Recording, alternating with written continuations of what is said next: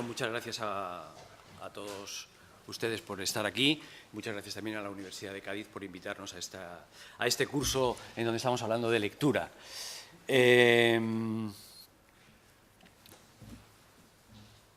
Hay una novela pequeñita, que en realidad son dos novelas de Cervantes, que a mí me gustan más que casi que el Quijote. Son dos novelas en una. Se me oye bien, ¿no? No hace falta que me acerque al micrófono, vale. Son dos novelas en una que se llaman El casamiento engañoso, que luego abre la puerta a otra novelita que se llama El coloquio de los perros. En El casamiento engañoso, si la habéis leído y si recordáis el argumento, se encuentran dos amigos, un antiguo militar que se llama Campuzano, el alférez Campuzano. Se encuentra en Valladolid a la salida de un sitio un poco peligroso para encontrarse con amigos, a la salida de un hospital para sifilíticos que había en Valladolid. Se lo encuentra, sale de recibir su tratamiento, ¿no? Es como si alguien sale ahora de la clínica Boston para impotencia y eyaculación precoz, ¿no? Pues una cosa parecida. Y se encuentra con su amigo Peralta. Y le dice, hombre, ¿cuánto tiempo sin verte por aquí y tal? ¿Qué es de tu vida? Y dice, uff, de mi vida. ¿Quieres realmente que te cuente lo que me ha pasado? Porque lo que me ha pasado, claro, tú me ves aquí saliendo de este hospital de sifilíticos, pero es que lo que me ha pasado hasta que he llegado aquí tiene tela. ¿Tú quieres realmente oír lo que me ha pasado? Y dice, joder, me lo estás poniendo así. Claro que quiero oír lo que te ha pasado. Y dice, pues te lo voy a contar, pero necesitamos estar un poquito más tranquilos y tal, si que realmente quieres que te cuente esta historia que tiene tela, ¿no?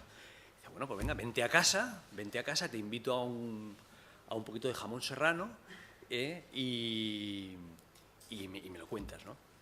Entonces se van a casa de Peralta y Campuzano le cuenta la historia que le ha llevado al hospital de sifilíticos del que sale. La historia es una historia de un casamiento engañoso. Él un día estaba por la calle, súper maqueado, con anillos de oro, collares, ropa buena, en fin, aparentando un nivel social alto, cuando se encontró con una mujer que tenía la cara un poco tapada, ¿no?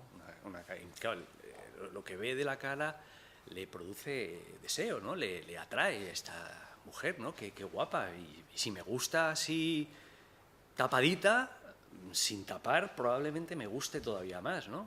Y entonces empiezan a coquetear, ¿no? Y la mujer pues responde al coqueteo y finalmente lo invita a su casa. Estos encuentros se repiten varias veces, la mujer siempre aparece un poco tapada, discreta, lo que acrecienta todavía más el deseo de Campuzano. Y bueno, pues aquello se convierte en una conversación, la mujer es muy franca con él, le dice, mira, yo no soy una jovencita, porque no lo era, soy una mujer madura que he vivido mucho, y lo que estoy buscando es marido. Si lo que estás buscando es una doncella, no soy tu mujer, pero si esto para ti no tiene demasiada importancia, te propongo que nos casemos, porque con el nivel económico que tú tienes, que ella deducía de sus elegantes ropas y de sus joyas, con tu nivel económico. Oye, se me ha olvidado poner en marcha el cronómetro para no hacerme muy pesado. Aquí. Pues el matrimonio puede ser muy ventajoso para los dos, ¿no? Y el tipo, pues, acepta, ¿no? Previamente ella se había ya descubierto y efectivamente había dejado entrever, bueno, le había dejado ver ya que efectivamente era una mujer extremadamente atractiva. Se casan. Y después de una serie de sucesos un poco misteriosos y que a cualquiera de nosotros nos hubiera despertado la curiosidad o la sospecha, la mujer un buen día desaparece de la casa donde han estado viviendo, y no solamente desaparece, sino que se ha llevado todas las joyas y toda la ropa buena del alférez Campuzano, y no solamente ha desaparecido y le ha robado todas las joyas, sino que además le ha contagiado una sífilis, que es la que le lleva al hospital, ¿no? Y esto se lo está contando mientras come. Y le dice cuando termina la historia, bueno, y ahí no acaba el asunto, le dice Campuzano a Peralta, y no acaba el asunto, no. No te puedes ni imaginar lo que me ocurrió en el hospital. Pues claro, sí, el hospital pues tiene una serie de tratamientos, pero es que lo que yo he visto en este hospital no lo ha visto cualquier persona. ¿Tú quieres saber realmente lo que yo he visto en este hospital? Dice, pues sí, sí me gustaría. Bueno, pues yo he visto hablar a 2 perros. ¿Tú sabes lo que dijeron esos 2 perros? ¿Quieres realmente saber lo que dijeron estos 2 perros? Joder, me encantaría saber lo que dijeron estos 2 perros. Dice, bueno, pues yo me voy a echar una siestecita porque yo lo apunté en un papel y yo mientras me echo la siesta te voy a dejar las notas que tomé, porque yo los estaba oyendo hablar a los perros y tomaba nota, y mientras tú lo lees yo duermo, ¿no? Y efectivamente Peralta empieza a leer, a la vez que lo hacemos nosotros, la segunda novela incluida de alguna manera en El casamiento engañoso, que se llama El coloquio de los perros, que es efectivamente una conversación inverosímil entre 2 perros, ¿no? ¿Por qué empiezo esta conferencia sobre la lectura hablando de esta cosa que aparentemente nada tiene que ver? Bueno, lo primero, por un evidente recurso de captatio benevolenti, para que ustedes me presten atención y este tío de qué nos va a hablar, ¿no? Y en segundo lugar, porque esa novela, que en realidad son 2, de Cervantes, me parece que no habla de los casamientos, habla si acaso de lo engañoso, de las relaciones humanas, de los engaños, pero habla sobre todo, porque tiene mucha relación con las relaciones engañosas, habla sobre todo de las relaciones entre los escritores y los lectores, entre la relación que existe entre un lector y un escritor, ¿no? Cuando Campuzano se encuentra con su amigo Peralta a la salida del hospital de sifilíticos y le dice, no te puedes ni imaginar lo que me ha ocurrido hasta llegar a este hospital, lo que está acrecentando es el deseo de su amigo Peralta por conocer la historia, exactamente lo mismo que hacemos los escritores cuando iniciamos una novela, ¿no? Cuando Estefanía, que así es como se llama la mujer que seduce a nuestro alférez Campuzano, se tapa la cara, no deja ver todo, sino que poco a poco a lo largo de las citas se va descubriendo lo que se está comportando exactamente igual que se comporta un novelista, que va desvelando poco a poco los mecanismos de la trama para acrecentar el deseo de Campuzano, que se comporta como un lector, proyectando sobre esa mujer su propio deseo. Igual que los lectores, cuando leemos, no hacemos otra cosa que proyectar sobre los libros nuestro propio deseo. Nadie lee nunca el mismo libro. Y una prueba inequívoca de esto es cuando vemos una película hecha de una novela que nos ha gustado. ¿Cuál es el comentario más común cuando salimos del cine? Ah, pues yo esto no me lo imaginaba así. Ah, pues yo esto no me lo imaginaba así tampoco. Esa casa no es la de la casa de la novela. Evidentemente, el director de esa película ha leído una novela diferente de la que hemos leído cualquiera de los que estamos aquí. Y cuando Campuzano, después de contarle la historia de la sífilis y de Estefanía y del robo, le dice, y no te puedes ni imaginar lo que me ocurrió dentro del hospital de sifilíticos, ¿quieres realmente saber lo que contaron aquellos perros? Está otra vez comportándose como un escritor, provocando en su lector, que en este caso es su amigo Peralta, el deseo, que es el motor principal que lleva siempre a los lectores a adentrarse entre las páginas de una novela, ¿no?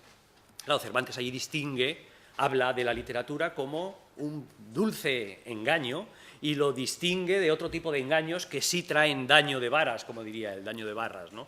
Que es el engaño que le hace Estefanía al pobre alférez Campuzano, ¿no? Que le engaña y además le contagia la sífilis. Pero hay otro tipo de engaño, un engaño un poquito menos doloroso y más dulce, que es el que utiliza siempre la literatura para comunicarse, ¿no? Engañar al lector, decirle mentiras, pero como recurso retórico, digamos, para contarle una gran verdad, ¿no? Esta es una novela que me ha gustado siempre tanto que la he copiado. Mi segunda novela, Ventajas de viajar en tren, de la que estaba hablando José María, no es otra cosa que un simple plagio o puesta al día de ese encuentro entre un lector y un escritor, entre una persona que cuenta y una persona que escucha.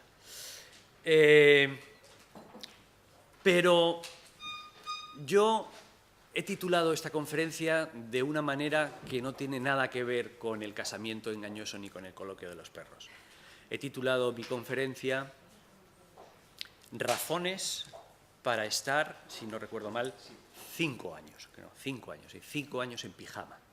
¿Y por qué he titulado esta conferencia, esta charla sobre la lectura, razones para estar 5 años en pijama? Pues porque, como dice un muy buen amigo mío, Rafael Rech, la literatura, dejando al margen esa relación tan bonita que acabo de contaros, esa relación de la que Cervantes habla entre un hombre que seduce a una mujer que seduce a un hombre, que es la relación que existe entre un escritor y un lector. Más allá de esto, digo, como dice mi amigo Rafael Rech, la literatura no es otra cosa que un señor o señora en su casa escribiendo en pijama y un señor o señora leyendo lo que ese señor ha escrito en pijama en otra casa, en otro momento, en otro lugar, también en pijama, leyendo. Eso es básicamente la literatura, un señor en pijama y otro señor, o una señora y otro señor leyendo también en pijama. En realidad la conferencia yo tendría que titularla ¿Hay razones para estar 5 años en pijama? ¿Por qué 5 años? Bueno, porque es básicamente el tiempo que yo tardo en escribir una novela, O, si esta conferencia la diera otro compañero mío, podría titularla ¿Hay razones? O podría decir ¿hay razones para estar 1 año, ¿no? O 2 años en pijama? Yo tardo 4 o 5 años, y entonces la pregunta que me hago es ¿hay razones para estar 5 años en pijama? ¿Hay razones tanto por un lado o por el otro lado? ¿Hay 5 años para que un señor esté en pijama escribiendo una novela? ¿Y hay razones para que otro señor en otro momento, en otro lugar, esté 5 años leyendo lo que alguien ha imaginado? Porque además si racionalizamos un poco el proceso, si nos convertimos en marcianos por 5 minutos y tratamos de objetivar el hecho de escribir y de leer, ambas actividades son un poco enfermizas e infantiles, impropias desde luego de alguien que ha pasado la cuarentena. Un señor se inventa mentiras en su casa y las escribe, y otro señor en su casa y en su casa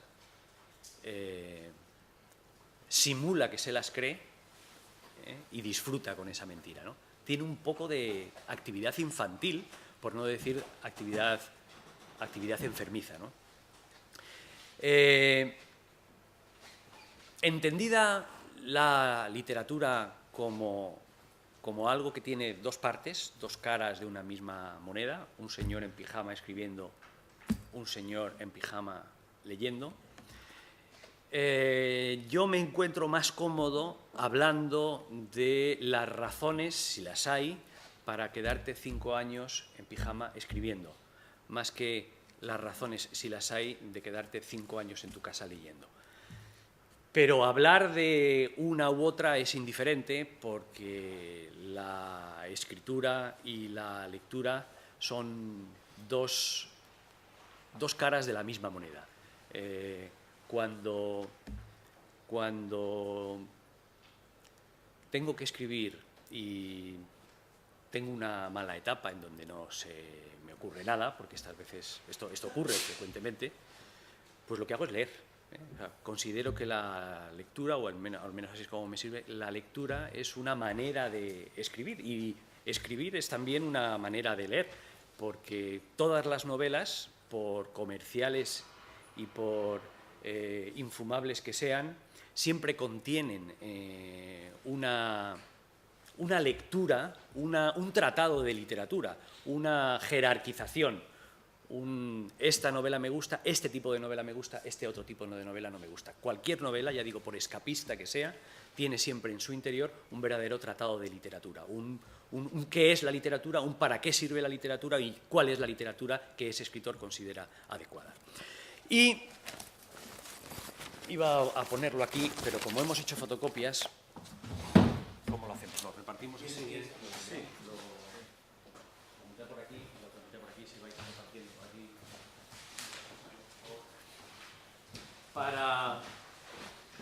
Para hablar tanto de... Necesito una para mí. Tanto para hablar del señor que escribe en pijama como del señor que lee en pijama, siempre traigo a colación este texto que voy a leer Es un breve texto de Juan José Millás que publicó hace muchos años en la trasera del País y que trata de algo de lo que no sé si os acordáis, porque veo muchos rostros jóvenes por aquí. Hace 8 o 9 años ocurrió un suceso en el mar Báltico, me parece, escalofriante. Un submarino soviético, un submarino nuclear, se quedó varado en el fondo con toda la tripulación en su interior y tras una semana de intentos por sacarlo a la superficie o por lo menos de entrar en el submarino y poder sacar a la tripulación, la nave se quedó sin... José María, tú no tienes... Vale. Los esfuerzos por rescatarlos fueron inútiles y la tripulación se murió sin oxígeno, ¿no? Finalmente consiguieron levantar aquel submarino, entrar en la nave, sacar los cadáveres y encontraron una notita, como siempre sucede en las tragedias, ¿no?, aéreas o cualquier tipo de tragedias, una notita que uno de los oficiales había escrito en un papel momentos antes de morir, ¿no? Y a raíz de ese suceso y de esa nota, Juan José Millás escribió una columna que la he leído muchas veces en actos como este o en talleres de escritura. Me gusta empezar siempre los talleres de escritura o conferencias sobre la lectura y la escritura con esto a modo de oración, como hacían antes los padres de familia conservadores que bendecían la mesa, ¿no? Pues una cosa así es para lo que yo utilizo este pequeño texto que bueno, voy a leer y ustedes pueden seguir o podéis seguir con el papel. 13:15. Todos los tripulantes de los compartimentos sexto, séptimo y octavo pasaron al noveno. Hay 23 personas aquí. Tomamos esta decisión como consecuencia del accidente. Ninguno de nosotros puede subir a la superficie. Escribo a ciegas. Estas palabras, escritas por un oficial del Kursk, que era el nombre del submarino, en un pedazo de papel, tienen la turbadora exactitud que pedimos a un texto literario. El autor está rodeado de bocas que exhalan un pánico que ni siquiera nombra. Él mismo debe encontrarse al borde de la desesperación, pero no tiene tiempo ni papel para recrearse en la suerte. Ha de hacer, pues, una selección rigurosa de los materiales narrativos, y el resultado es esa obra maestra en la que, sin embargo, solo cuenta aquello a lo que se puede asignar un número, la hora y la cantidad de hombres. En situaciones extremas, la literatura sale a presión, como por la grieta de una tubería reventada. El documento del oficial del Kursk es bueno porque es necesario. Mientras la muerte trepaba por sus piernas, ese hombre se entregó con fría vehemencia a la literatura. ¿Y de qué modo? Naturalmente, lo que no dice ocupa más de lo que dice, pero lo ausente ha de aportarlo el lector, que es tan responsable de lo que lee como el escritor de lo que escribe. Sería absurdo comenzar una novela afirmando de un frutero que es bípedo. El lector tiene la obligación de saber que los fruteros son bípedos y que están dotados de 4 extremidades con 5 dedos en cada una de ellas. Sin estos sobreentendidos primordiales, la escritura resultaría imposible. Lo curioso es que un billete con 4 líneas aparecido en el bolsillo de un cadáver responda de súbito a la vieja pregunta de ¿para qué sirve la literatura? Sirve para contarlo. Todos aquellos que aspiran a escribir deberían recitar el texto del Kursk como una oración. Ser escritor, al menos cierto tipo de escritor, significa vivir rodeado de pánico, percibiendo a tu alrededor bultos que pasan de un compartimento a otro con los calcetines mojados.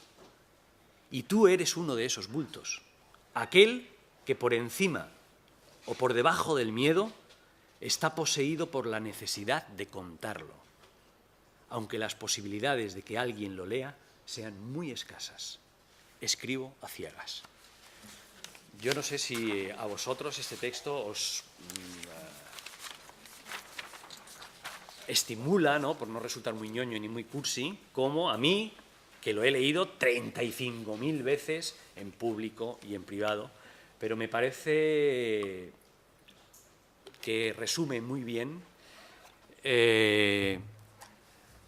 o que responde muy bien a la pregunta ¿por qué? ¿Qué razones hay para estar 5 años en pijama, ¿no?, escribiendo?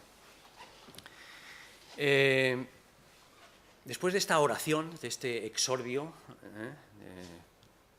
siguiendo el propio consejo de Millás, ¿no?, que dice que deberíamos leer el papel del Kursk como si fuera una oración, vuelvo a la idea de que la lectura y la escritura, tal y como yo entiendo estas dos actividades, son dos caras de la misma moneda. Esta no es una idea que a mí se me haya ocurrido, por supuesto, es una idea que viene de muy antiguo, ¿no? Los escritores clásicos, los escritores griegos y desde luego los escritores del siglo de oro, que es de lo que yo suelo dar literatura en la Universidad de Almería, tenían una metáfora que utilizaban para explicar cómo debían ser los buenos escritores. Y entonces ellos ponían una metáfora, la metáfora de la abeja que libaba. Esto es una imagen que se inventó Aristófanes, ¿no?, un dramaturgo. Decía, bueno, un buen escritor tiene que ser una abeja que va libando de flor en flor y que con los néctares de las diferentes flores es capaz de, mediante un proceso digestivo, crear una sustancia, la miel, que es y no es al mismo tiempo lo que ha ido libando de las diferentes flores, ¿no? Eso debe ser siempre la literatura. Un producto nuevo, pero hecho con materiales viejos. Una especie de reciclaje, ¿no?, diríamos hoy, de las lecturas, de las mejores lecturas que ha hecho un escritor y que tienen que dar como resultado una sustancia que es y no es nueva al mismo tiempo, ¿no? Porque la originalidad en términos absolutos es algo que al menos en literatura no existe, ¿no? Cualquier texto, por original que parezca, si realmente es original, es porque está fabricado con los néctares de flores que el escritor, que la abeja, ha ido libando de sus diferentes lecturas. Y además, estoy dando razones por las que para mí, tal y como yo leo y tal y como yo escribo, esas dos actividades son la misma, son la misma. Varía un poco la postura en el sillón, pero es la misma actividad, ¿no? La buena literatura es un concepto muy ambiguo, pero creo que nos entendemos. A mí, al menos, me provoca siempre deseo de emulación. La herramienta que yo tengo para saber si un libro es bueno o es malo, la única herramienta que yo tengo es si me invita a imitarlo. Creo que la buena literatura tiene un poder de imitación. Dice, ¿te gustaría hacer esto? ¿Te sientes capaz?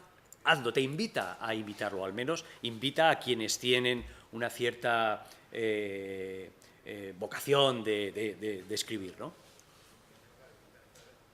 Aunque tendría que matizar que si yo echo la vista atrás a mis primeros inicios como lector, yo diría que mi primer impulso, cuando leí eso que para mí entonces era buena literatura, y ahora explico por qué pongo las comillas, digo que mi primer impulso cuando yo leía aquello que yo creía que era buena literatura, mi primer impulso no fue la de imitarla. Mi primer impulso cuando leí los primeros libros que me fascinaron fue la de convertirme en personaje de esos mismos libros. Pongo el ejemplo. Yo, al contrario que otros muchos colegas míos que empezaron a leer o que aprendieron a leer con los clásicos griegos y romanos, yo leía a los 5. No sé si aquí hay lectores de los 5. Para los más jóvenes, los 5 era una colección de novelas protagonizadas por 3 hermanos, una prima y un perro, y que de vacaciones en verano protagonizaban unas aventuras que cualquier niño de los años 70, como era yo entonces, deseaba vivir, ¿no?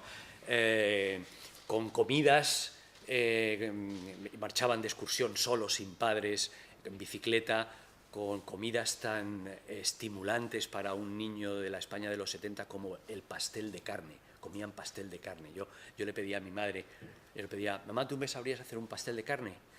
Y mi madre lo máximo que me llegaba a hacer era un filete ruso. Y yo hombre, se lo agradecía, pero sabía que no era exactamente eso lo que los 5 comían. Que bebían además cerveza de jengibre. Cerveza de jengibre, ¿no? No pude nunca jamás encontrar en el supermercado ni en la tienda de ultramarinos. En los supermercados en los 70 no había. En la tienda de ultramarinos de Abilio nunca logré encontrar cerveza de jengibre, ¿no? Pero cuando yo leía aquello, que para mí entonces era buena literatura, porque yo, si he de mostrarme aquí en privado y revelar mis secretos, diré que no he vuelto a leer ningún libro con la pasión y con los ojos encendidos como leía aquellas aventuras de los 5. Nunca he vuelto a recuperar la pasión visceral con que yo leía en el retiro o en mi habitación aquellos mal traducidos libros de los 5 de Enid Blyton, ¿no? Cuando leía aquellos libros, como os decía antes, mi primer impulso, estoy hablando de los 12 o 13 años, no era querer ser Enid Blyton. Mi primer impulso era querer ser personaje. Yo quería ser los 5. Quería comer pastel de carne y quería beber cerveza de jengibre. Fue mucho tiempo después cuando se produce el cambio que es significativo. Lees un buen libro que te invita a escribir como él y entonces ya no quieres ser personaje, como me pasaba a mí, sino que entonces ya dices, no, yo no quiero ser el personaje de esto que acabo de leer. Joder, yo quiero escribir esto, ¿no? Y eso me ocurrió a mí un poquito más tarde. Y me ocurrió, curiosamente, con un poema. Yo estaba en segundo de BUP, con un interés escaso por la literatura. Y teníamos un libro de texto en donde, bueno, pues empezaba en la Edad Media y terminaba en el siglo XX, ¿no? Esas burradas que se hacen en el bachillerato. Y había un capítulo de literatura latinoamericana. Y entre juegos, gamberradillas y tal, una vez abrí el libro hacia el final, esos temas a los que nunca llegaba el profesor, y leí un poema. El poema lo he traído para que lo leamos también, como el texto de Millas, porque recuerdo que ese poema de un tipo al que yo no conocía de nada y que se llamaba César Vallejo, me deslumbró de tal manera que creo, luego cuando he ido recordando retrospectivamente mi historia como lector y como escritor, creo que aquel fue el momento en el que yo dije, joder, yo quiero hacer esto. O sea, yo quiero escribir, ser capaz alguna vez de escribir un texto que provoque en los lectores lo que estas 20, 30 líneas acaban de provocarme a mí, una especie de terremoto interior en un niño que no era alguien que, como os he dicho antes, hubiese empezado a leer con los clásicos griegos y romanos. No, mi cultura era la cultura de los 5, de los 7. Y de repente voy y leo este brutal poema de César Vallejo, que dice así: considerando en frío, imparcialmente, que el hombre es triste, tose y, sin embargo, se complace en su pecho colorado, que lo único que hace es componerse de días, que es lóbrego, mamífero y se peina, considerando que el hombre procede suavemente del trabajo y repercute jefe, suena subordinado, que el diagrama del tiempo es constante diorama en sus medallas, y a medio abrir sus ojos estudiaron, desde lejanos tiempos, su fórmula famélica de masa, comprendiendo sin esfuerzo que el hombre se queda a veces pensando, como queriendo llorar, y sujeto a tenderse como objeto, se hace buen carpintero, suda, mata, y luego canta, almuerza, se abotona, considerando también que el hombre es, en verdad, un animal, y no obstante, al voltear, me da con su tristeza en la cabeza, examinando, en fin, sus encontradas piezas, su retrete, su desesperación, al terminar su día atroz, borrándolo, comprendiendo que él sabe que le quiero, que le odio con afecto, que me es, en suma, indiferente, considerando sus documentos generales y mirando con lentes aquel certificado que prueba que nació muy pequeñito, le hago una seña, viene y le doy un abrazo, emocionado. ¿Qué más da? Emocionado, emocionado. No sabría decir qué me ocurrió. No sabría decir qué me ocurrió.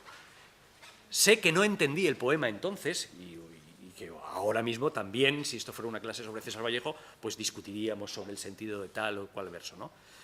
Pero desde luego entonces no lo entendí todo, ¿no? Y eso que no era Trilce, ¿no? Era un poema, creo que es de Poemas Humanos este poema. Pero que sí recuerdo que aquel niño, que no era especialmente culto, sufrió un pequeño terremoto y decidió que ya no quería ser el protagonista de las escrituras que le gustaban, sino que quería ser la persona que había escrito. Yo quería escribir un texto como ese, un texto que conmoviera a los demás, conmoviera o agitara, ¿no?, a los demás de la misma manera que estas líneas me habían conmovido a mí, ¿no? Yo estoy dando razones y abundando en esa idea que he iniciado al principio de que leer y escribir son las dos caras de la misma novela, ¿no? Yo tengo también una particular teoría de la imitación compuesta de Aristófanes, eso de las abejas que van libando de flor en flor, ¿no?, que es una metáfora que a mí me parece muy gráfica y que he aplicado a mi manera de trabajar, pero a la española. Yo he traducido eso a mi tosca manera de ser y de entender la literatura. La teoría de la imitación compuesta, traducida a mi universo tosco y particular, es la teoría del cocido. Y así es como yo he escrito, ¿no?, la teoría del cocido. Me explico un poco. Es como la teoría de la imitación compuesta, de la libación, pero como más casposa y española, ¿no? Yo creo que hay muchas concomitancias y paralelismos entre escribir y cocinar, ¿no? Yo soy un cocinillas y algunas veces cocinando me da la impresión de que estoy haciendo cosas muy parecidas a cuando estoy delante del ordenador escribiendo, y viceversa. Cuando estoy escribiendo digo, pues voy a echar un poquito de pimentón a esta frase o a este capítulo, que es exactamente lo mismo que uno hace cuando está cocinando. Y si le echo un poquillo de esto, ¿qué pasaría? ¿No? A ver, vamos a ver, voy a echarle una gotita a ver tal. Hay muchas cosas, ¿no? Bueno, pues todas las culturas gastronómicas y culinarias tienen un plato que consiste básicamente, es un plato de pobres, ¿no? Es decir, la señora se levanta por la mañana y dice, ¿qué hay? Pues hay gallina. Bueno, pues coge la olla, la pone de agua, echa la gallina. Y según va transcurriendo la mañana, pues si la vecina le da un pepino, pues la pepina va a la olla. Si yo puedo cambiar un poco de berza por una lechuga, lo cambio, y lo que me da la vecina lo echo a la olla. Y la olla durante toda la mañana está plop, plop, plop, plop, plop, plop, plop. En Madrid se llama cocido, ¿no?, el pot-au-feu en Francia, el couscous en Marruecos, en fin, hay diferentes nombres para un plato que es universal, ¿no? La cazuela con todos los ingredientes que van cayendo a lo largo del día y que va cociendo, ¿no? Bueno, pues una cosa parecida es lo que yo hago cuando me pongo a escribir. Como ven, es la traducción tosca de la delicada metáfora de la abeja que va libando en las flores. En mi caso no hay abeja, hay cazuela, y no hay néctares y miel, sino que hay berzas, gallinas o lo que vaya cayendo de la misma manera. Pero la idea es exactamente la misma. Durante el proceso de escritura yo me nutro de lecturas heterogéneas que voy metiendo en la cazuela que encendí un día cualquiera y que tengo al fuego durante 5 años, que son los años que estoy en pijama, o escribiendo o cocinando. Mi primera novela, a la que ha hecho referencia José María, se escribió así. Yo, en aquel momento de mi vida,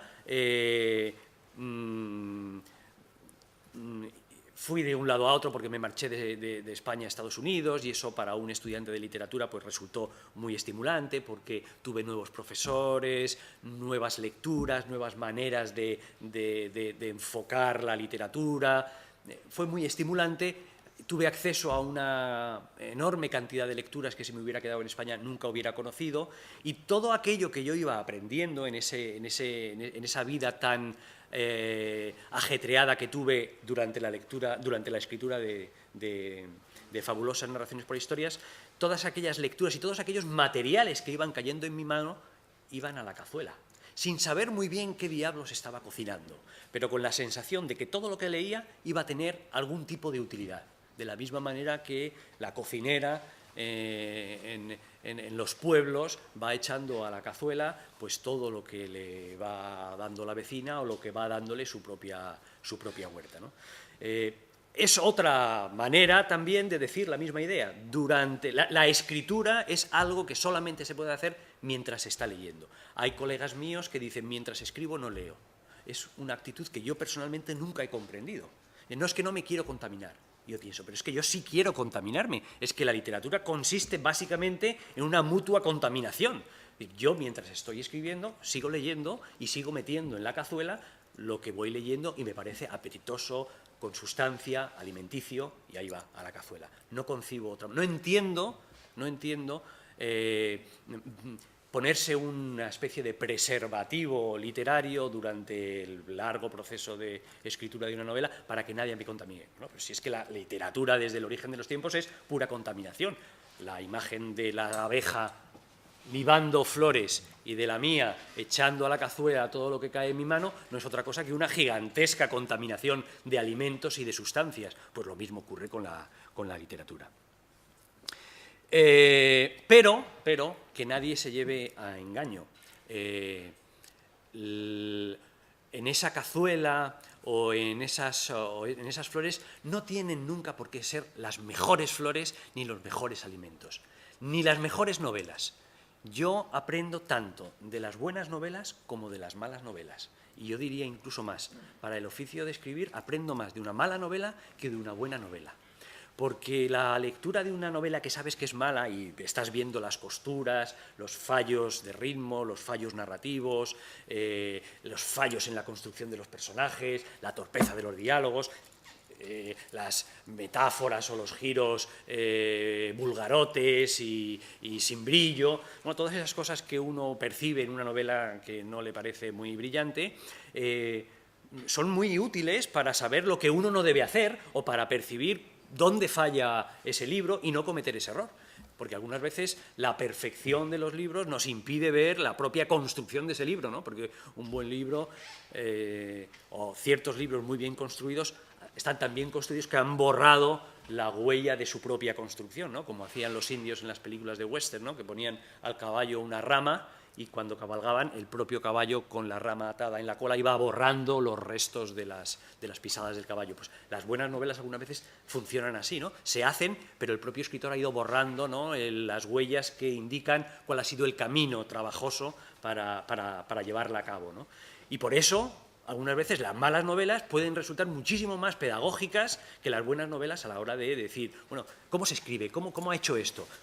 Pues a la inversa, ¿no? Fíjate cómo no se debe construir un personaje, fíjate cómo no se debe hacer un diálogo, ¿no? Fíjate qué comparación tan torpe. Pues he dado unas cuantas, espero haber convencido de qué es lo que he dicho al principio, ¿no? La lectura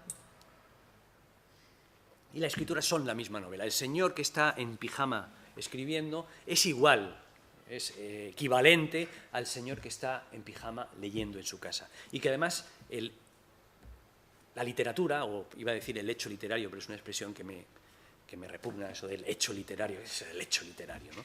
La literatura, los libros, no existirían sin uno de los dos hombres en pijama, ¿no? Digo hombres en sentido genérico, ¿eh? Seres humanos en pijama. Es decir, un ser humano en pijama me parece un poco patético, ¿no?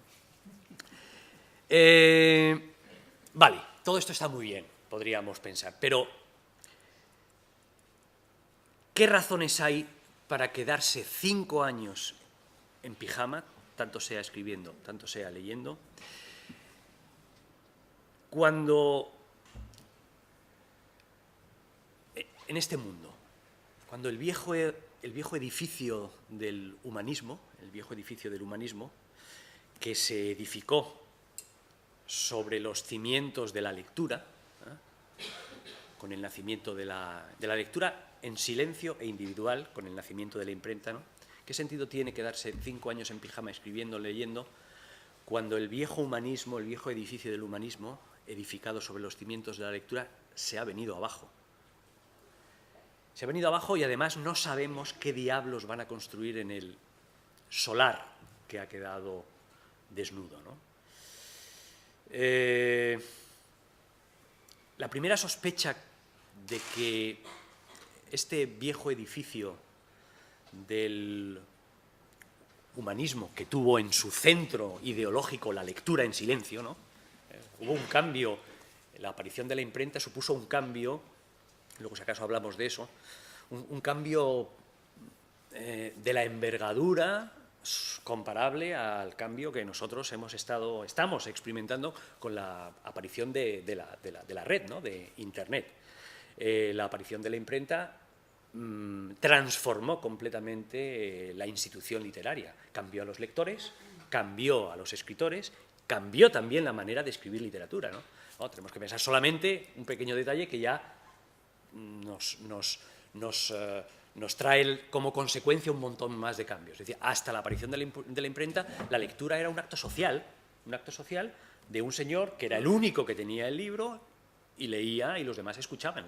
No había lectura como tal, había escucha, ¿no? Un señor leía y Quijote está lleno de episodios en donde Don Quijote entra a una venta y están allí todos alrededor de la mesonera o del mesonero, que uno tiene un libro y está leyendo en voz alta y los demás escuchan, ¿no? Bueno, la aparición de la imprenta, la democratización de la imprenta, de la misma manera que Internet ha democratizado también los contenidos o ciertos contenidos, lo que hizo fue que ya la gente no escuchaba literatura. Tú podías ir a tu cuarto, abrir el libro en silencio, tú solo, y profundizabas en el libro. Eso nace con la imprenta, ¿no? Eso nace con la imprenta y se muere ahora, ¿no? Se está empezando a morir. Digo que la primera sospecha que tuve de que esto era así, de que el viejo edificio del humanismo se estaba viniendo abajo, de que las cosas estaban cambiando, pero que no eran pequeños cambios, sino que eran cambios de calado y profundos, que ponían más en cuestión las razones para quedarte en pijama leyendo o escribiendo. La primera sospecha la tuve con una conversación con un alumno mío en mi despacho de la universidad, un tipo al que había suspendido. Luego aprobé por un tipo brillante que ahora tiene, curiosamente, una librería. Además tiene una librería en un pueblo del oeste americano. Del oeste americano, entre comillas, en El Ejido, Almería. En El Ejido debe haber una librería que es la de mi exalumno. Un tipo, no era en absoluto un tipo tonto. Bueno, pues ese tipo vino a mi despacho. Estuvimos hablando de literatura y me dijo en un momento de la conversación, me dijo: mira, Antonio, yo hace ya mucho tiempo que no soporto, no puedo con un producto cultural, llámese película, canción y, por supuesto, libro, que me demande más de media hora, como mucho, 3/4 de atención, 3/4 de hora de atención. No puedo, sencillamente paso a otra cosa. Si hay un producto cultural que me demande más de 3/4 de hora, lo desecho. Joder, aquella frase se me quedó grabada y yo le pedí permiso para utilizarla y la he utilizado muchas veces cuando hablo de esto, ¿no? de la lectura, de la escritura y de la sensación que yo tengo de que el viejo edificio humanista, que tiene la lectura en el centro de su ideología, se está viniendo abajo, si es que no se ha venido abajo, ¿no? Digo que esa fue la primera sospecha que yo tuve de que el mundo en el que yo me había educado sentimental y culturalmente temblaba, ¿no? A lo mejor yo notaba que temblaba, pero en realidad ya se había venido abajo desde hacía mucho tiempo, ¿no? No es el único indicio, ¿no? Los síntomas a partir de ese momento se fueron multiplicando, o yo tuve los ojos más abiertos y era más sensible a las cosas que iba viendo. Bueno, no sé cuál es la situación vuestra si sois estudiantes de letras, pero yo desde mi puesto de profesor sí puedo dar fe de que mis alumnos de filología cada vez tienen menos cultura literaria. Siempre que doy una clase, pues hago una pequeña encuesta para no incomodar lo más discreta posible, encubierta en una conversación relajada, pero que tiene como función saber si mis alumnos leen o no leen y qué han leído durante el verano y cuáles son el tipo de lecturas, ¿no? Y los resultados son siempre descorazonadores, ¿no? Mis alumnos de filología española, es decir, que se supone que no van a ir obligados y que además han ido ahí porque en algún momento de su vida sintieron, no me quiero poner muy cursi, un temblor semejante al que yo sentí leyendo el poema de César Vallejo, ¿no? Se supone, si no, ¿qué diablos hacen ahí? Bueno, pues esos alumnos no tienen no voy a pedir una cultura enciclopédica, pero sí un pequeño currículum de lectores, ¿no? Un pequeño currículum de lectores. Lo más literario que mis alumnos leen es el mundo entre costuras, se llama, ¿no? de nuestra amiga, que bueno, pues no es lo que yo considero una... Bueno, mis hijos, evidentemente, también me sirven mucho para... He visto crecer, obviamente, a mis hijos, he visto su breve, pero muy significativa biografía de lectores, y su itinerario como lectores me indica también que esa sospecha que empezó con mi alumno y que ha continuado con lo que yo me voy encontrando todos los años, la corrobora, ¿no? Es decir, esto se está viniendo abajo. Mis hijos, a los que yo no he llegado, como otros padres, a leerles cuando eran seres fetales, pero sí les he leído desde niños cuentos, les he comprado libros y ellos han leído en la primera etapa de su vida con una cierta, ¿no? Con verdadera pasión. Hay un libro, entre paréntesis, que os recomiendo si no lo habéis leído, que se llama como una novela de Pennac. ¿Cuál es el nombre de Pennac? Daniel Pennac, ¿no? Si lo queréis, os lo recomiendo si no lo habéis leído. Es muy sencillo. Pennac, o el narrador de Pennac, es un ensayo, en realidad no es, se llama como una novela, pero es un ensayo. Ve a su hijo, llega a casa y ve a su hijo, un adolescente, dormido sobre un libro que tiene que leer para el instituto. Entonces el tipo piensa y dice, joder, ¿qué ha ocurrido o en el cerebro de este hijo mío o en el mundo para que este tipo, que fue en su infancia un lector, un dictador de la literatura, porque los niños, cuéntame otro cuento, y el mismo cuento, y otra vez el mismo, o sea, yo recuerdo aquello como una verdadera pesadilla. ¿Qué ha pasado en el cerebro de este niño? ¿Qué ha ocurrido en el mundo para que este chaval, que era un lector dictatorial y que exigía su dosis de literatura como un vampiro todas las noches, y si podía ser una dosis doble mejor, se me duerma ahora o quede dormido en este libro de literatura francesa, del programa francés, que tiene que leer por obligación en el instituto, ¿no? Y entonces el libro es una reflexión sobre qué diablos ha cambiado, ¿no? Bueno, pues esto es exactamente lo que le ha pasado a Pennac, que es lo que yo he visto en mis hijos, ¿no? Esto está muy estudiado, ¿no? Hay un periodo de tiempo en donde los niños leen mucho, sobre todo si los padres se han preocupado de proporcionarles libros, de leerles y tal. Llega una edad, que es el comienzo de la adolescencia, en donde la mayor parte de ellos y de ellas dejan de leer. Y luego hay otro periodo, al final de la adolescencia, en donde las estadísticas dicen que ellas suelen retomar la lectura y ellos la abandonan definitivamente, ¿no? Yo mismo he de decir que he sufrido una cierta transformación en mi actitud con los libros. Me encantó leer otro libro que os recomiendo, que se llama Los superficiales, de Michael Carr, me parece, con 2 R's, que empieza diciendo algo que a mí me había pasado, Este Raymond Carr es un tipo que había estudiado en Estados Unidos literatura inglesa, que había sido durante toda su vida un lector compulsivo, y que un día, esto lo cuenta en el libro, en el prólogo del libro, y que un día dice, ¿qué me está pasando?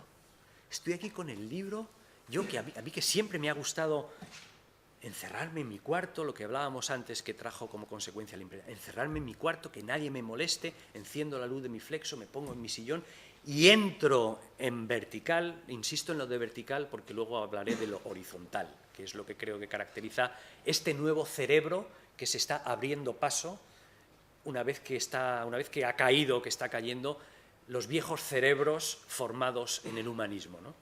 Digo, decía este Michael Carr, ¿qué me está pasando? Yo que siempre he sido un lector compulsivo, que siempre he disfrutado con esta soledad de la lectura, yo, mi cuarto, mi luz, un libro, y entro en vertical y me gusta perderme, ¿no?, en esta especie de salto de trampolín en vertical al libro, ¿no? ¿Qué me está pasando? Porque ahora abro un libro y, joder, como que enseguida tengo que mirar el correo electrónico para ver si hay un nuevo mensaje, o miro el Facebook a ver si tengo el no sé qué, o a ver el Twitter.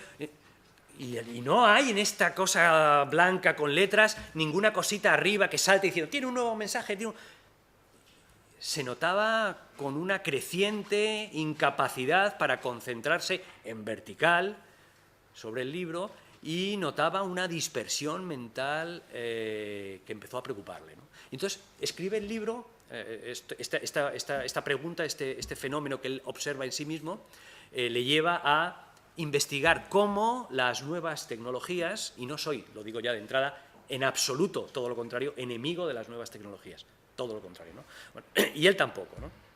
Empieza a investigar las razones por las que las nuevas tecnologías están alumbrando un cerebro diferente, porque así como la imprenta cambió no la manera de pensar, que sí, la cambió, no la manera de escribir y de leer, que las cambió, así como la imprenta cambió el cerebro de la gente, la manera en que el cerebro se enfrenta a la realidad y percibe los fenómenos, Internet está cambiando de una manera inequívoca nuestra manera de percibir y enfrentarnos a la realidad. Y ojo que no estoy moralizando, porque detesto moralizar sobre este asunto, ni me gusta hablar de cosas buenas ni de cosas malas. Trato siempre de describir de una manera lo más aséptica posible una serie de fenómenos que yo percibo. Y que cuando hablo de profundidad versus horizontalidad, no estoy diciendo que la profundidad sea buena y la horizontalidad sea mala. No, nosotros, que todos los que estamos aquí somos cerebros creados en el, creo, más o menos, cerebros y sensibilidades creados en el humanismo, tenemos tendencia a pensar que profundidad es un término positivo y que superficialidad es un término negativo. Yo intento siempre, cuando hablo y pienso sobre estas cosas, huir de esas categorías simplonas, ¿no? Bueno, malo, ¿no? O sea, las cosas no son buenas o malas, son o no son, ¿no? Y digo que yo también he notado de un tiempo a esta parte una sensación parecida a la que describe Michael Carr en su libro Los superficiales, cuya lectura, insisto, os recomiendo. Y me pasa un poco lo mismo, ¿no? Me cuesta más trabajo de lo que me costaba hace 20 años mantener una relación paciente e individual, y en silencio y en soledad, con un libro.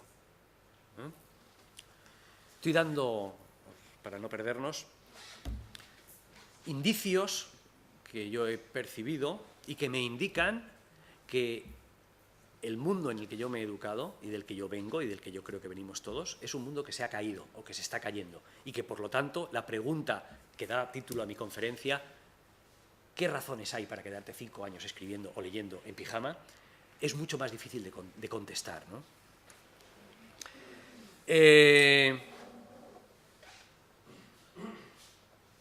No estoy hablando aquí en absoluto de la desaparición del libro, de la desaparición del libro. Cuando se habla de la desaparición del libro, la gente tiende a simplificar un poco pensando que la desaparición del libro, cuando se habla de la desaparición del libro, se está hablando de que el objeto de papel nunca más se va a fabricar y que eso va a dar paso a la tableta. No, eso no es la desaparición del libro, ¿no? El libro ha cambiado de formato muchísimas veces, desde que eran rollos de papiro hasta las ediciones actuales, ha cambiado muchísimas veces de formato y nunca ha muerto. Es decir, el hecho de que el rollo de papiro diera paso a los pergaminos, que eran muchísimo más resistentes, y que los pergaminos dieran lugar al papel, porque evidentemente el pergamino, que estaba hecho con piel de cordero o de vaca, encarecía mucho ese producto. Fijaros cuántas vacas hay que matar para escribir una Biblia, ¿no? No era nada que compensara. Cambió de formato y se hizo de papel, y el formato de papel probablemente dé paso al formato electrónico, porque ese objeto tan perfecto como es el libro de papel tiene un único talón de Aquiles, el único, que es el almacenaje. Y entonces por ahí, probablemente, por esa pequeña grieta, es por donde probablemente cambiará de formato. Pero el libro no, cuando se habla de la desaparición del libro, cuando yo hablo de la desaparición del libro, no hablo del cambio de formato. Eso a mí no me preocupa en absoluto y leo igual un libro de papel que un libro en una pantalla, ¿no? Y tiene innumerables ventajas poderse descargar en una tableta un libro desde un lugar inhóspito como el lugar en donde yo vivo, ¿no? En Almería, donde ir a una librería supone prácticamente tener que hacer una maleta, ¿no? Para ir a la ciudad, quedarte a dormir en la ciudad, comprar un libro y volver. Pues para mí poderme descargar un libro en la tableta es una bendición, ¿no? No, cuando hablo de la desaparición del libro o cuando la gente... Cuando yo hablo con amigos y con colegas de estas cosas, hablamos de otra cosa, hablamos de la desaparición del libro como fuente de conocimiento, como fuente de cultura, como documento en el que rastrear cómo es o cómo era el mundo, ¿no? Eso es lo que a mí realmente me preocupa y lo que realmente me parece que está empezando a suceder, ¿no? El libro ha dejado, desde hace algún tiempo, de ser el único documento para... bueno, el único documento no, o sea, la historia del libro o la historia de la novela o la historia de la ficción, lo podemos llamar de muchas maneras, es la historia de una pérdida gradual de soberanía, una pérdida gradual de soberanía. Hubo un tiempo en el que el conocimiento estaba en los libros. Ese es el mundo, ese es el edificio del humanismo del que yo estaba hablando, ¿no? Y que me da la impresión, por todos estos indicios, que se viene abajo. Que se viene abajo, que se está yendo abajo. Que se ha ido, no lo sé. Pienso algunas veces en voz alta porque tampoco tengo ideas firmes al respecto, ¿no? Hubo un tiempo en el que el libro era el lugar donde estaba el conocimiento. Pero ¿dónde va ahora? No ya los jóvenes, sino incluso nosotros, cuando queremos conocer algo inmediatamente. A San Google, ¿no? A San Google. Es decir, el conocimiento ya no está solamente en los libros, ¿no? Antes los libros incluso servían para viajar, ¿no? Cuando alguien quería visitar un lugar inhóspito o exótico, allí estaban los libros también, ¿no? Allí estaban los libros de aventuras, los libros de viajes. Pero bueno, los vuelos baratos, las agencias de viaje especializadas en viajes a los lugares más inexpugnables del universo han tomado el terreno que un día fue única y exclusivamente también de los libros, ¿no? Una cosa parecida con los libros, con la literatura, con la ficción, ha ocurrido una cosa parecida a lo que ocurrió con lo que ocurre siempre con las artes, que conviven siempre en permanente conflicto, ¿no? El ejemplo más claro es la pintura y la fotografía. Es decir, cuando aparece la fotografía, ¿qué sentido tiene hacerte que un señor te haga un retrato? Pues váyase usted ahí a un fotomatón y hágase las fotografías, ¿no? La fotografía, el nuevo arte, roba terreno al antiguo arte, a la pintura. Bueno, pues con la literatura ha pasado lo mismo.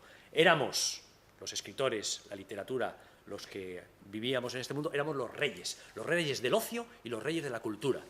Y desde varios siglos hasta aquí hemos ido cediendo soberanía, y gran parte del problema, gran parte de la dificultad para contestar a la pregunta ¿qué razones hay para quedarte 5 años en pijama?, está ahí, en que hemos ido cediendo soberanía y no sabemos exactamente cuál es el reducto que nos ha quedado. ¿Qué tenemos que hacer, ¿no? Los libros servían, evidentemente, para vivir otras vidas, para vivir otras realidades. Pero claro, esto es una cosa que da como risa ahora con la sofisticación que están alcanzando nuestros videojuegos y nuestras cosas de realidad virtual, ¿no? Estuve la semana pasada en un congreso sobre, eran colegas de siglo XX, ya no es siglo XX, la literatura del siglo XX es la literatura del siglo pasado, hay literatura del siglo XXI. Eran un grupo de hispanistas que hablaban de la literatura del siglo XXI. Y para mi sorpresa, no una sino dos, sino varias ponencias eran sobre videojuegos.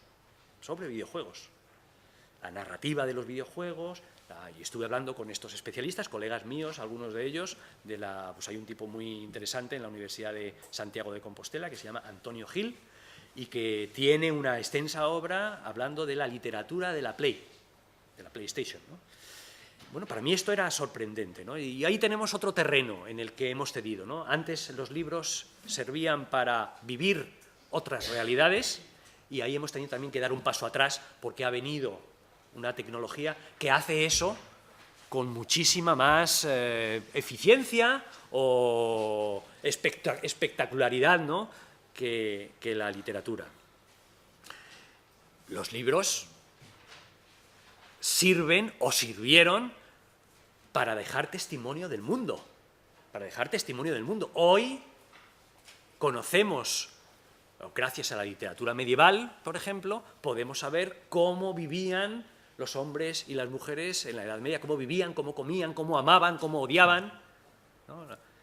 Algunas veces les digo a mis estudiantes, ¿no?, cuando leáis literatura del siglo de oro, literatura medieval, no tenéis que ir buscando en esos libros cosas parecidas al vuestro. No, esa es una manera muy aficionada de leer literatura. No hay que leer la literatura antigua así, como si nosotros fuéramos el centro de los tiempos y las cosas fueran buenas o malas en función de lo que se parecieran a nosotros, de lo que esos libros dijeran de nosotros. Bueno, eso para un aficionado está bien, pero un especialista en literatura, un filólogo, tiene que empezar a leer, aunque la palabra tenga mala prensa, arqueológicamente. Uno lee literatura antigua porque la gente no ha sido siempre como en el siglo XXI. La gente ha vivido, ha comido, ha amado y ha odiado de maneras muy diferentes. Y la literatura está ahí para dar testimonio de eso. O ha estado ahí, servía para eso también, pero también ha cambiado. Ahora tenemos blogs, ahora tenemos, yo diría, si un historiador de la cultura de dentro de 500 años quiere estudiar cómo se vivía, cómo amaban, cómo odiaban, cómo comían, cómo se relacionaban los hombres y las mujeres del siglo XXI, me da la impresión de que solo marginalmente acudiría a los libros como testimonio de eso. Tiene películas, tiene series de televisión, tiene música, tiene blogs, tiene toda la red a su disposición para entender cómo éramos nosotros hoy, ¿no? Eso no lo podemos hacer con la Edad Media. En la Edad Media ese conocimiento solo está en los textos. No tenemos ninguna, no existen grabaciones de la Edad Media. No existen grabaciones de la Edad Media. No hay internet en la Edad Media, ¿no? Y los libros, por supuesto, en último lugar, pero no es lo menos importante, han servido siempre para que, no para que dejemos testimonio los escritores de nuestro mundo, sino para que dejemos testimonio de nosotros, de nosotros como seres humanos, ¿no? El escritor da fe de lo que ha sido, de lo que es, de lo que siente, de cómo vive en sus libros. Pero eso también ha cambiado. Facebook nos ha convertido a todos en escritores y en personajes de nosotros mismos. Bueno, lo de Facebook merece un capítulo aparte, ¿no? No es como piensan sus enemigos. Bueno, tengo que aclarar mi relación con Facebook. Yo, hasta hace 1 año y medio, era un ignorante y además estaba completamente fuera tanto de Facebook como de Twitter. Yo no tenía...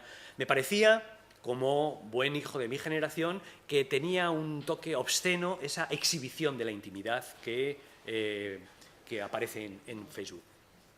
Estaba equivocado. Yo no creo que haya que acercarse a... Yo no creo que Facebook sea una exhibición de intimidad.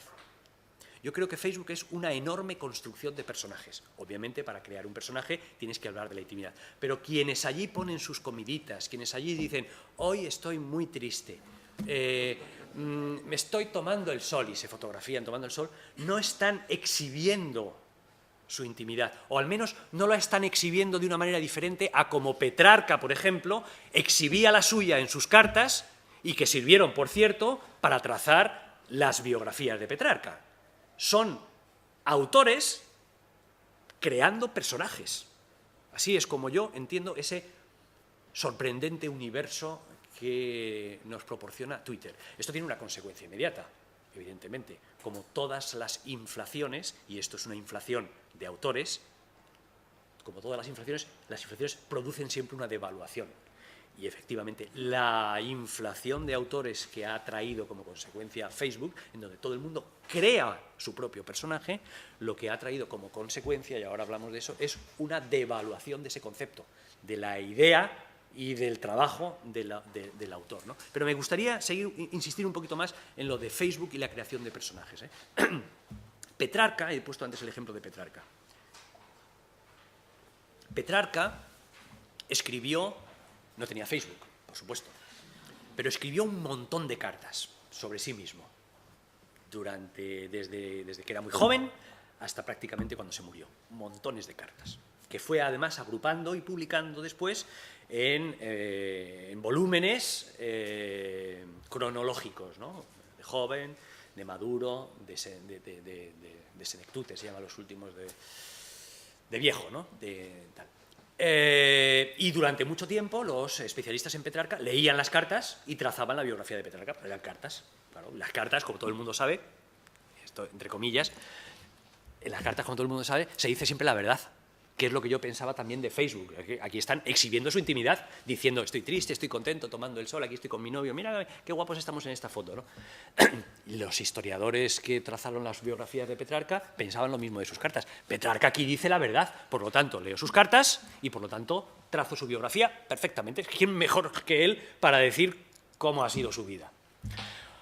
Posteriormente se descubrió que Petrarca escribía aquellas cartas con la misma actitud con la que un novelista hoy escribe una novela, corrigiendo, cambiando de lugar, trastocando hechos, modificando fechas, cartas que habían sido escritas cuando era viejo, las había incluido en volúmenes de cartas de juventud, porque él no trataba de decir la verdad, él estaba comportándose como un novelista antes de que apareciera el término, ¿no? Bueno, pues una cosa parecida sucede en Facebook y, como digo, esta democratización de la autoría, que ha sido y está siendo Facebook, donde te construyes como personaje, esta democratización en donde todos somos autores y además personajes, ¿no? Se cumple el sueño que yo tenía cuando era niño y cuando leía los libros de los 5, ¿no? Que quería ser el personaje de las novelas, pues yo creo que ha traído como consecuencia una devaluación del concepto de autoría, ¿no? De los autores. Si hay muchos autores, si cualquiera puede ser autor, pues entonces eso de ser autor, la verdad, no tiene tanta importancia, ¿no? No tiene tanta importancia. Y no solamente detecto una devaluación del concepto de autor, bueno, eso no tiene tanta importancia, no tiene tanto mérito escribir una novela, ¿no? No tiene tanto, cuando hubo otro tiempo en donde el autor era alguien que estaba en un pedestal, ¿no? Yo he sido lector y yo he tenido en pedestales a escritores, evidentemente, ¿no? Digo que no detecto solamente una pérdida, una devaluación del concepto de autoría y de la figura del autor. Detecto, en algunos casos, incluso un ataque frontal al concepto de autoría, de autor. Yo esto lo cifro...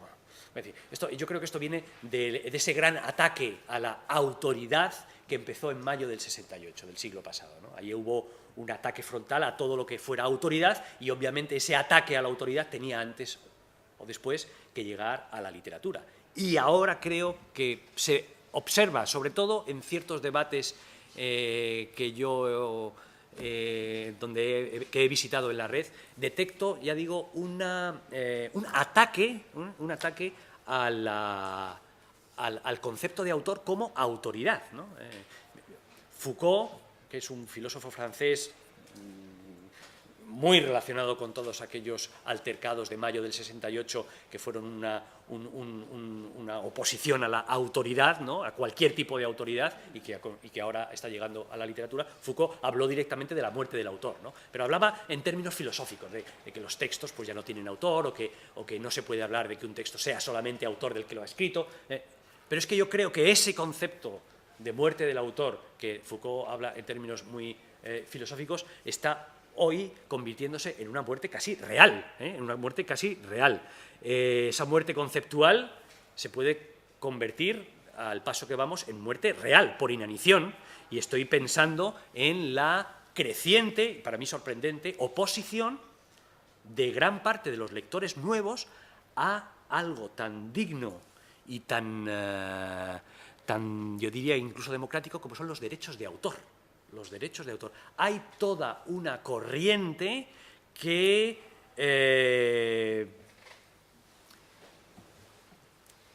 se opone con una vehemencia que a mí algunas veces me asusta. Estoy hablando de debates que digo, he visto muchas veces en la red.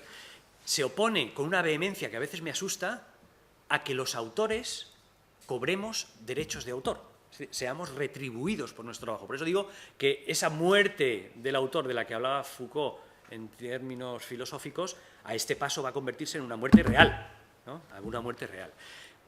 Se confunde muchas veces lo que es el derecho que tenemos todos los que creamos en cualquier ámbito de la vida a utilizar creaciones anteriores. Es decir, volvemos a la metáfora de Aristófanes.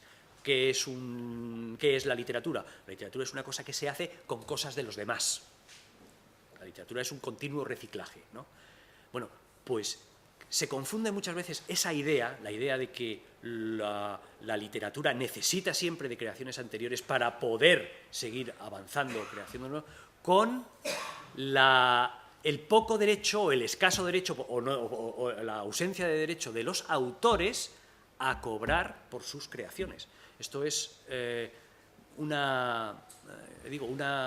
creciente estado de opinión que a mí siempre me ha parecido sorprendente, ¿no? Porque cuando debato de estas cosas con otras personas que son muy agresivas, además, defendiendo que el cobro de derechos de autor es un privilegio de los autores que hay que abolir, yo pues, siempre digo que sí, que yo soy el primero que, bueno, mi literatura tampoco es que dé mucho dinero, pero que daría un paso al frente y que colectivizaría los pocos beneficios económicos que me dan mis libros con una condición, y es que empecemos a colectivizar por otro tipo de ámbitos y que luego colectivizamos mis productos. Primero vamos a colectivizar a la familia Botín, luego vamos a colectivizar a la duquesa de Alba y luego ya Antonio Orejudo da un paso al frente y colectiviza su literatura y sus royalties. Pero solamente pido un cambio de orden en este mundo comunista que parece defender estos jóvenes lectores con los que he mantenido debates algunas veces muy apasionados en la red. Todo esto que os estoy exponiendo es para volver a hacer la pregunta con la que abría esta charla y que ahora se podría reformular de la siguiente manera. ¿Qué sentido tiene quedarse 5 años en pijama, convirtiéndose en autor en un mundo que no es que no quiera pagar ya por tu trabajo, sino que por un trabajo por el que prácticamente casi te van a linchar, ¿no?, si sales a la calle, ¿no? ¿Qué sentido tiene en este mundo que se viene abajo, que no es en absoluto el mundo humanista en donde la lectura estaba en el centro del conocimiento? ¿Qué sentido tiene quedarte 5 años en pijama escribiendo o leyendo? Y para cerrar completamente la charla, yo volvería, como respuesta a esa pregunta, a leer esta columna de Millás que hemos leído y que cierro con el último párrafo, que espero, después de estas palabras, que cobre un nuevo color, ¿no? Lo curioso, dice Millás en este artículo que hemos leído, lo curioso es que un billete con 4 líneas aparecido en el bolsillo de un cadáver responda de súbito a la vieja pregunta de ¿para qué sirve la literatura? O en otras palabras, ¿por qué quedarnos 5 años en pijama escribiendo? Sirve para contarlo. Todos aquellos que aspiran a escribir deberían recitar el texto del curso como una oración. Ser escritor, al menos cierto tipo de escritor, significa vivir rodeado de pánico, percibiendo a tu alrededor bultos que pasan de un compartimento a otro con los calcetines mojados. Y tú eres uno de esos bultos, aquel que por encima o por debajo del miedo está poseído por la necesidad de contarlo, aunque las posibilidades, y esto es muy importante, de que alguien lo lea, sean muy escasas. Escribo, como se escribe siempre, a ciegas. Muchas gracias.